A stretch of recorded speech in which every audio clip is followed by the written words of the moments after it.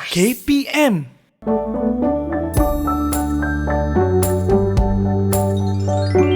Cikgu suka mencampurkan cecair-cecair.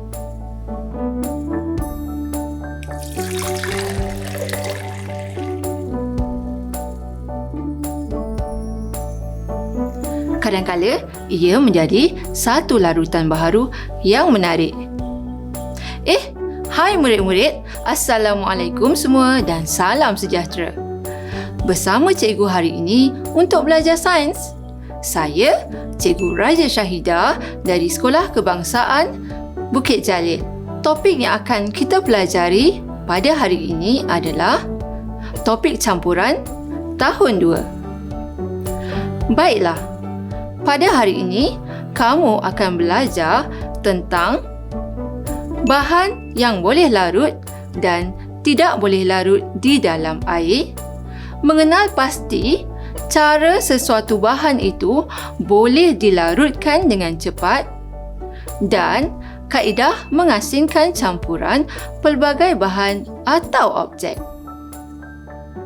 Sebelum cikgu memulakan pelajaran, cikgu minta murid-murid menyediakan buku teks sebagai rujukan, buku nota dan alat tulis untuk memudahkan kamu membuat catatan. Adakah kamu telah bersedia? Mari kita mulakan. Mari kita buat sedikit aktiviti. Cikgu masih belum memakai kod makmal. Tunggu sebentar ya. Okey, ini lebih baik. Sekarang, cikgu telah bersedia. Jom kita belajar. Cikgu mahu kamu lihat air ini apabila cikgu masukkan gula ke dalamnya.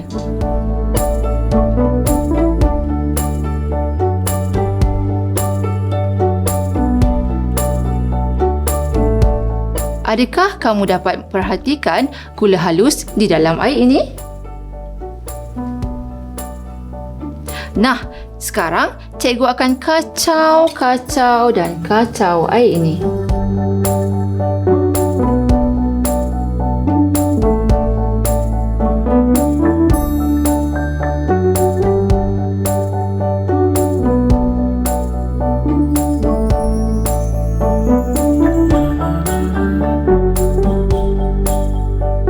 Cuba kamu perhatikan semula air ini.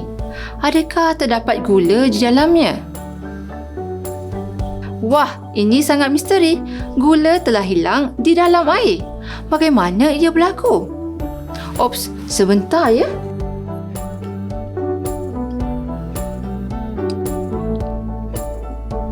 Hei, air ini berasa manis. Gula masih berada di dalam air ini. Tetapi ia telah larut di dalam air. Ini bermaksud gula adalah bahan larut kerana boleh larut di dalam air. Mari kita uji bahan seterusnya. Kali ini cikgu mahu gunakan pasir. Cikgu akan masukkan pasir di dalam air. Adakah kamu nampak pasir tersebut? Nah, sekarang cikgu akan kacau larutan ini.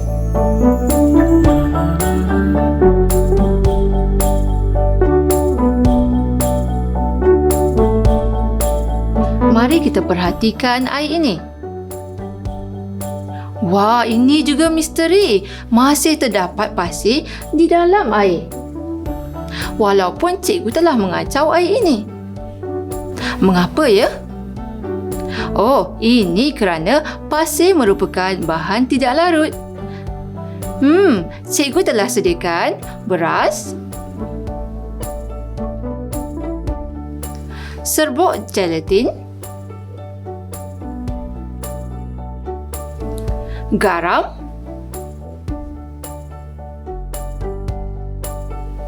serbuk teh, serbuk kopi dan kacang hijau.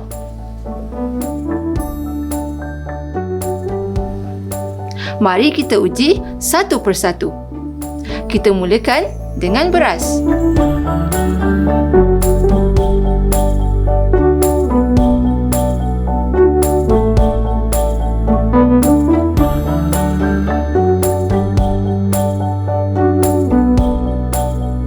Perhatikan perubahan yang berlaku.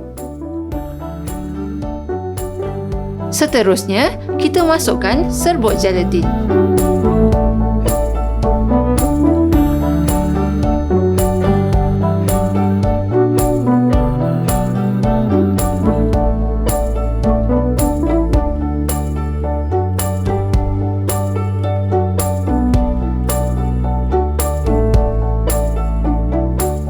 Perhatikan perubahan yang berlaku.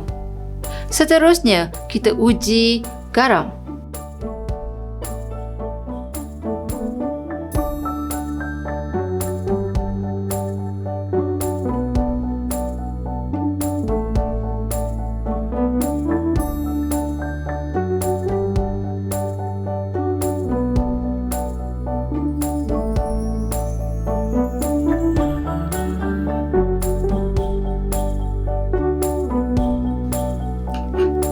Kita uji pula serbuk teh.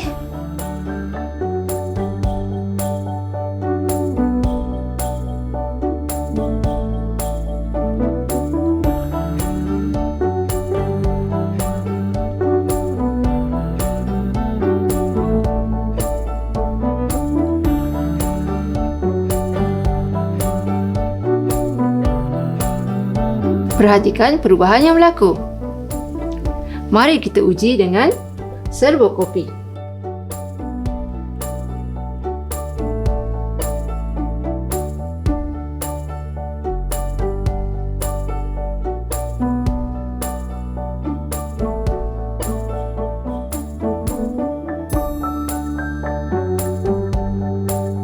Dan yang terakhir, kita masukkan pula kacang hijau.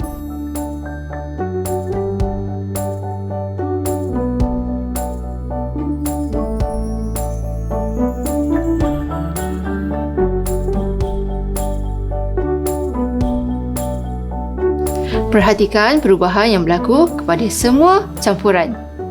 Cikgu percaya kamu telah dapat membezakan bahan yang manakah dikelaskan sebagai bahan larut dan yang manakah dikelaskan sebagai bahan tidak larut.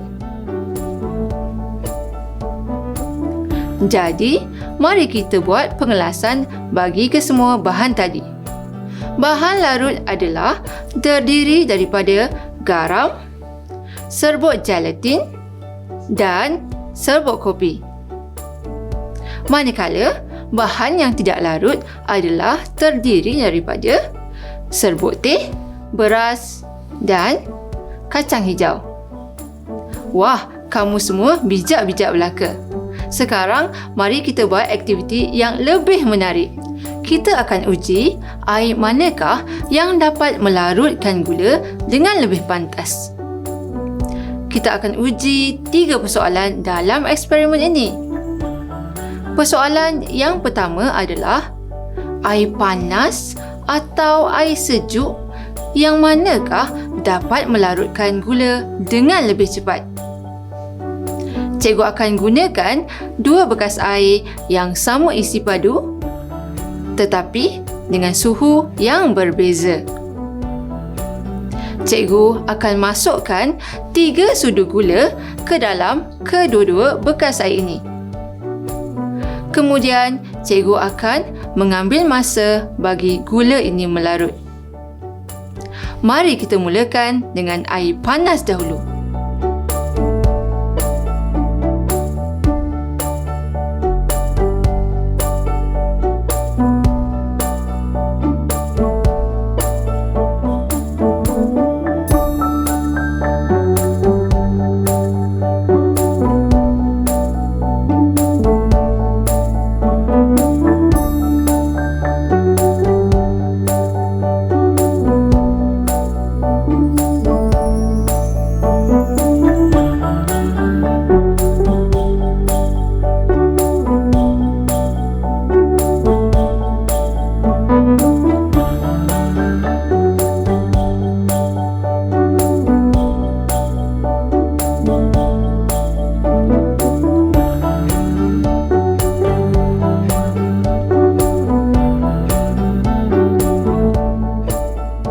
Masa yang diperolehi oleh air panas adalah 30 saat.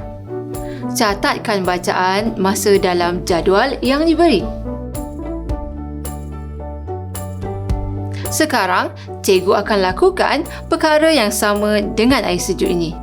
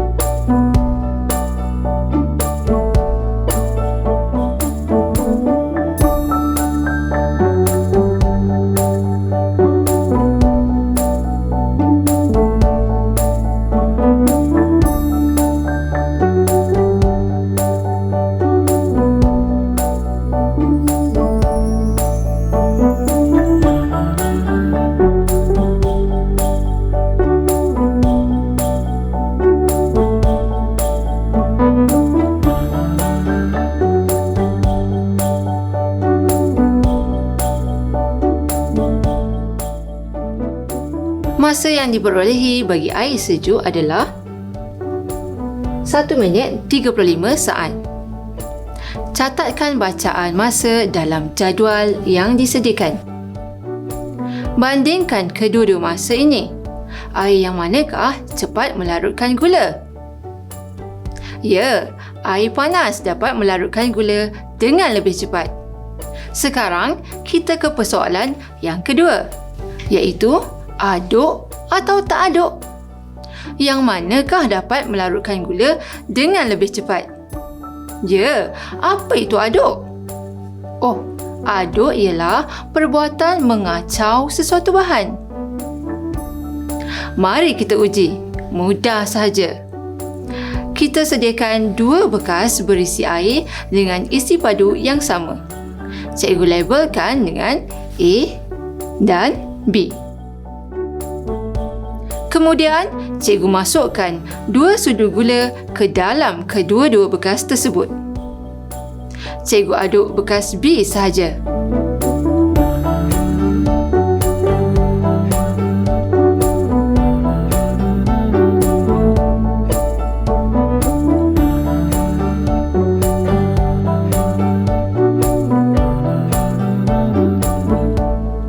Mari kita perhatikan kehadiran gula dalam setiap bekas.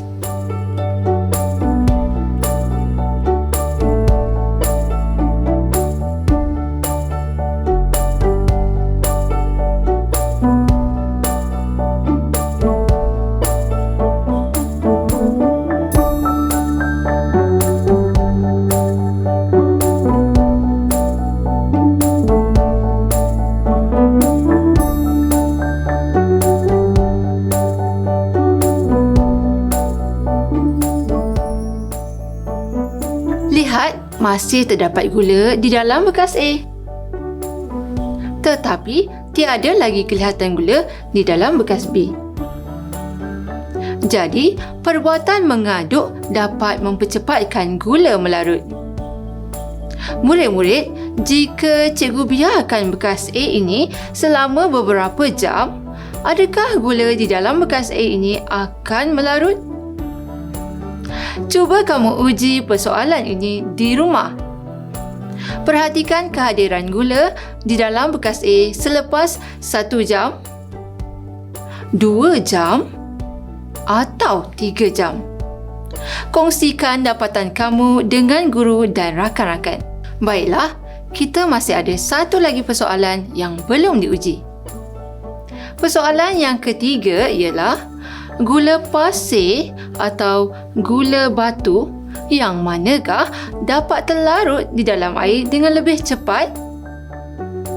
Sebelum kita mulakan, cuba kita lihat perbezaan di antara kedua-dua jenis gula ini. Ya, gula pasir bersaiz kecil, manakala gula batu bersaiz lebih besar. Cikgu akan masukkan gula pasir ini ke dalam bekas yang berlabel A, manakala gula batu ke dalam bekas yang berlabel B.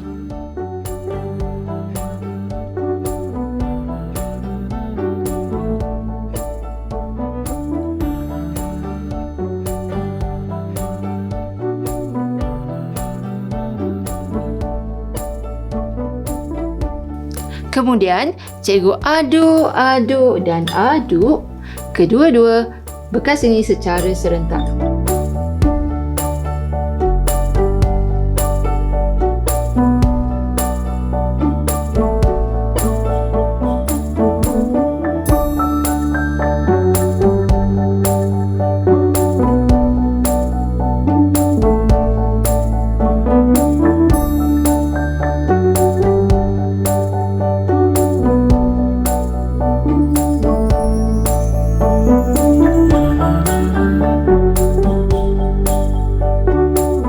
Perhatikan kehadiran gula di dalam kedua-dua bekas ini.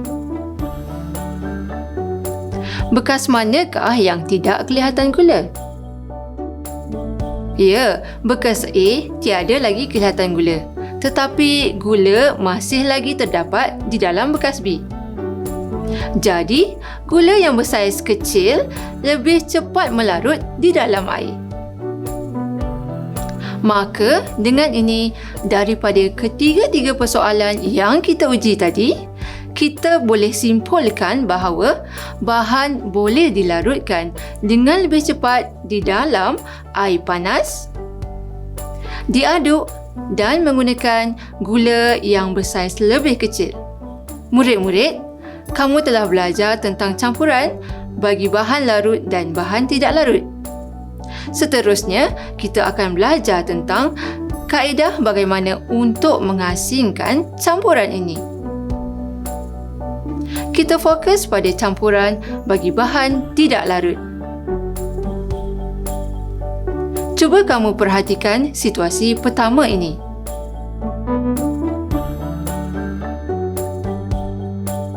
Ish, mana pula manik hitam cikgu ni? Manik-manik cikgu semua bercampur. Adakah kamu tahu bagaimana untuk mengasingkan manik-manik ini? Ya, kaedah menyisir. Mari kita buat bersama-sama.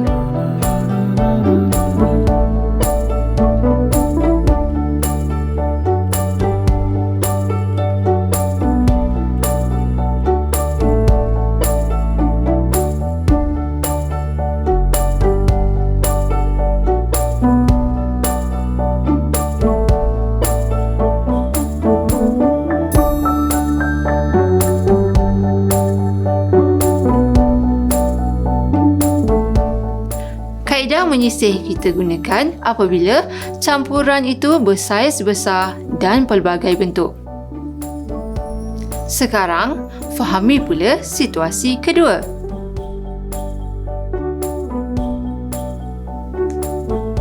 Murid-murid, cikgu nak goreng rempeyek. Tapi, cikgu tersilap masukkan kacang. Cikgu masukkan kacang hijau. Bagaimana untuk mengasingkan kacang hijau ini? Ya, kita gunakan kaedah mengayak. Mari kita buat bersama-sama.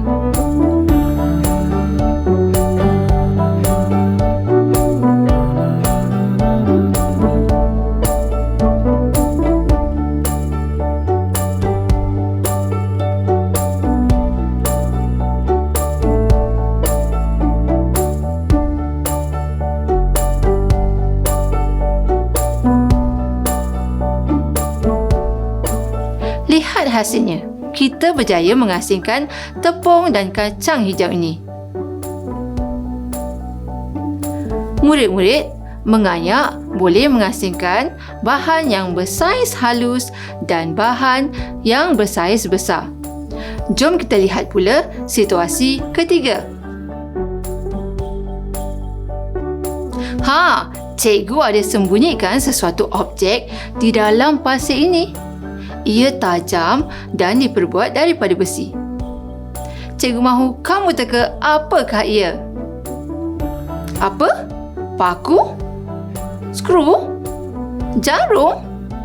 Ya, objek yang cikgu sembunyikan ini adalah jarum. Mari kita kira berapa banyak jarum yang boleh kita jumpai.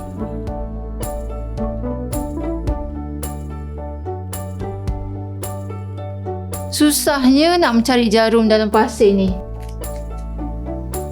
Kamu ada cara yang sesuai tak untuk mencari jarum dalam pasir?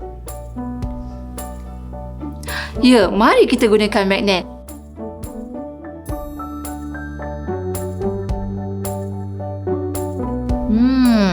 Lihat. Cikgu dapat menarik jarum menggunakan magnet. Mari kita kira berapa banyak jarum yang cikgu sembunyikan. 1, 2, 3, 4, 5, 6, 7, 8, 9 dan 10.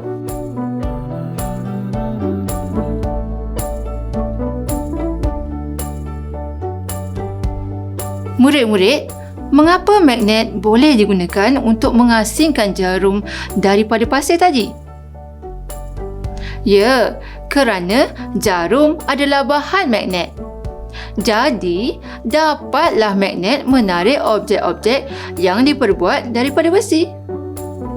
Bagus! Perhatikan situasi seterusnya.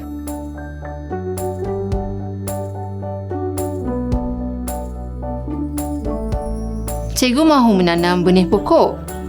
Tapi, tanah ini terlalu banyak sampah. Bagaimana cikgu dapat mengasingkan sampah-sampah ini daripada tanah kebun? Bolehkah kamu menolong cikgu mencari kaedah yang sesuai? Ya, kita boleh mengasingkan campuran ini menggunakan kaedah mengapungkan ia. Mari cikgu tunjukkan. Hanya masukkan air ke dalam bekas bertanah ini.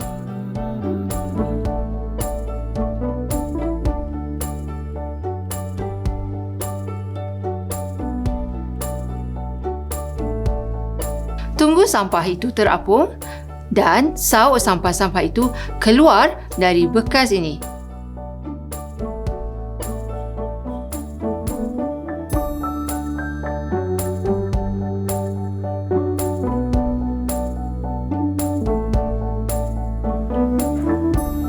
Siap? Mudah kan? Murid-murid, kaedah mengapungkan objek ini sesuai digunakan bagi objek yang mempunyai sifat keapungan yang berbeza. Satu bahan mesti terapung dan satu lagi bahan mesti tenggelam. Barulah kita boleh mengasingkannya. Jadi, sudah berapa kaedah pengasingan yang telah cikgu tunjukkan? Mari kita ulangi. Pertama, kaedah sisir. Kedua, kaedah mengayak. Ketiga, menggunakan magnet. Dan keempat, kaedah mengapung. Belum habis lagi. Ada satu lagi kaedah, iaitu kaedah menuras. Untuk mengasingkan bahan menggunakan kaedah turas ini, kita memerlukan kertas turas dan corong turas.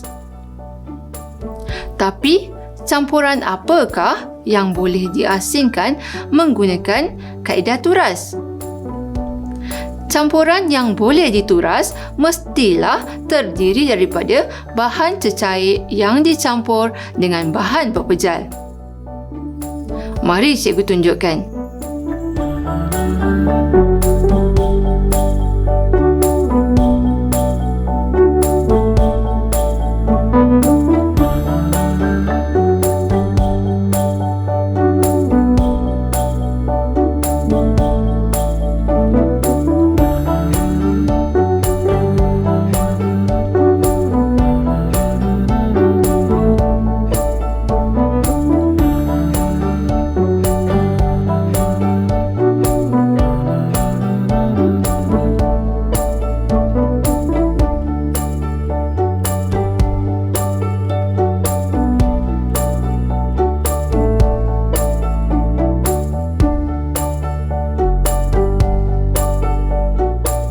Sekarang, cikgu dapat mengasingkan beras daripada cecair itu tadi.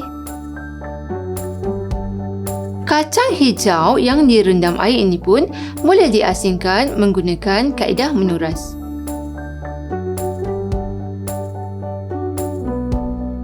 Sekarang kamu telah faham kaedah mengasingkan campuran. Pilih kaedah yang sesuai apabila kamu hendak mengasingkan sesuatu campuran. Sekarang, masa untuk kuis trivia. Cikgu akan memberi beberapa soalan. Adakah kamu telah bersedia? Soalan pertama. Apabila garam diaduk di dalam air, setelah beberapa minit, tiada lagi kelihatan garam di dalam air tersebut. Terangkan peristiwa itu.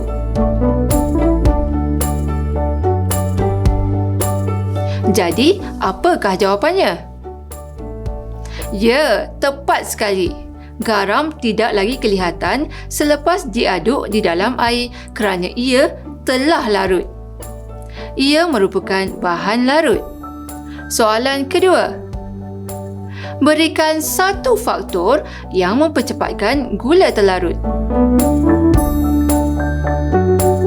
Air gula akan cepat terlarut sekiranya kita menggunakan air yang lebih panas, menggunakan saiz gula yang lebih kecil dan diaduk dengan banyak. Tahniah. Hebat anak murid cikgu semua. Soalan ketiga. Bagaimana cikgu dapat mengasingkan hampas teh di dalam minuman teh? Jawapannya adalah menggunakan kaedah menuras. Ada sesiapa yang dapat menjawab dengan betul? Bagus. Yang berjaya, cikgu ucapkan tahniah. Bagi yang tidak dapat menjawab dengan tepat, jangan risau. Kamu boleh menjawab soalan pengukuhan dari buku teks Sains tahun 2 dalam ruangan uji minda. Jawab di dalam buku latihan sains dan bincangkan jawapan kamu dengan guru kamu. Sebelum cikgu menamatkan kelas kita pada hari ini, mari kita lihat senarai semak kandungan yang telah kita pelajari. Kamu telah mengenal pasti bahan yang boleh larut dan bahan yang tidak boleh larut. Kamu juga telah mempelajari tentang faktor yang mempercepatkan gula terlarut, iaitu dengan menggunakan air panas, mengaduk-aduk campuran dan menggunakan saiz gula yang lebih kecil. Baiklah, sekian sahaja sesi pembelajaran cikgu pada hari ini. Cikgu harap murid-murid berjaya menguasai topik kita pada hari ini. Sehingga berjumpa lagi, selamat maju jaya.